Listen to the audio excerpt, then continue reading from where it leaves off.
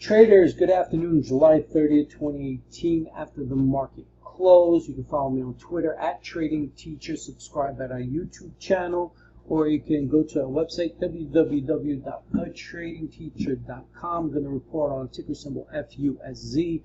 I've been reporting on her lately. We stated support was 50 cents, trailed down to support, held there, headed higher today. We wanted it to go higher at the open and stay there. It did just that. It looks good right now. I mean, it's at the support level. If she breaks, she can head lower for all these individuals that are in this position at higher prices. We spoke about what to expect, hopefully, in the near future if it stays above 50 cents.